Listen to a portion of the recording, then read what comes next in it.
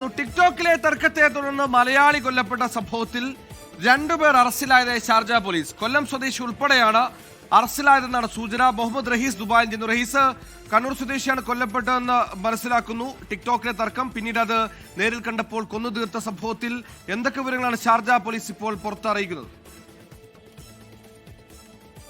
സുഹൈൽ, കണ്ണൂർ പഴയങ്ങാടി സ്വദേശി ഇസ്മായിൽ പൊന്നൻ അദ്ദേഹമാണ് കൊല്ലപ്പെട്ടത്. 2 ദിവസം മുൻപ് ടിക്ടോക്കിൽ ഉണ്ടായ തർക്കം, ആ തർക്കം പരസ്യമായി ലൈവിൽ വെല്ലുവിളിയാകുന്നു.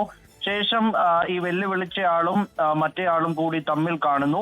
അങ്ങനെ ഒരു തർക്കം ഉണ്ടാവുകയും അതിൽ ഈ ഇസ്മായിൽ പൊന്നനെ കൊല്ലം സ്വദേശിയായിട്ടുള്ള ആൾ അദ്ദേഹം കുത്തിക്കൊന്നു എന്നുള്ള വിവരമാണ് പുറത്തു വന്നിരുന്നത്. അതിപ്പോൾ ഷാർജ പോലീസ് സ്ഥിരീകരിക്കുകയാണ്.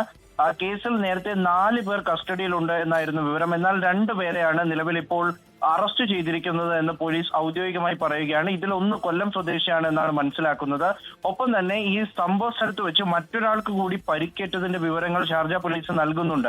അതായത് റോഡിൽ വെച്ച് കത്തിക്കുത്തുണ്ടായെന്നും ഒപ്പം തന്നെ ഒരാൾ കൊല്ലപ്പെട്ടു, മറ്റൊരാൾക്ക് പരിക്കേറ്റു എന്ന വിവരമാണ് ഷാർജ പോലീസ് നൽകുന്നത്. അപ്പോൾ അങ്ങനെ ഇനി തടസ്സം പിടിക്കാൻ വന്ന ആളുകളോ അല്ലെങ്കിൽ മധ്യസ്ഥത പറയാൻ വന്ന ആളുകൾക്കോ ആർക്കെങ്കിലും പരിക്കേറ്റതാകാം എന്നാണ് നിലവിൽ കരുതുന്നത്. അപ്പോൾ ആ നിലയ്ക്ക് ഒരാൾക്ക് പരിക്കേറ്റിട്ടുണ്ട്, മറ്റൊരാൾ കൊല്ലപ്പെട്ടിട്ടുണ്ട്. 2 മലയാളികൾ തന്നെ അറസ്റ്റിലായിട്ടുണ്ട്. എന്തായാലും ഈ ടിക്ടോക്ക് ഉപയോഗവുമായി ബന്ധപ്പെട്ട് അതിന്റെ ഒരു പ്രശ്നങ്ങളുമായി ബന്ധപ്പെട്ട് ജീവൻ നഷ്ടപ്പെടുന്നവരുടെ എണ്ണം കൂടുന്നു. ഒപ്പം തന്നെ ഈ കത്തിക്കുത്ത് ഏറ്റ് കഴിഞ്ഞ ഒരു മാസത്തിനിടയിൽ ഷാർജയിൽ കൊല്ലപ്പെട്ട മലയാളികളുടെ എണ്ണം അത് 3 മാറുകയാണ്. കത്തിക്കുത്തിന്റെ സംഭവങ്ങൾ ഷാർജയിൽ ഇത്തരത്തിൽ മലയാളികൾക്കിടയിൽ വർദ്ധിച്ചു വരിക കൂടിയാണ്. സുഹൈൽ, ശരി.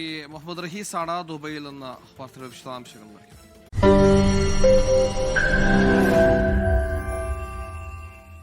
ലോകത്തെവിടെയായാലും ഏത് സമയത്തും 24 വാർത്തകളും ഓഗ്മെന്റഡ് റിയാലിറ്റി പാക്കേജുകളും എക്സ്പ്ലെയിനറുകളും വിശദമായി കാണാൻ ഞങ്ങളുടെ യൂട്യൂബ് ചാനൽ നിങ്ങൾക്ക് സബ്സ്ക്രൈബ് ചെയ്യാം.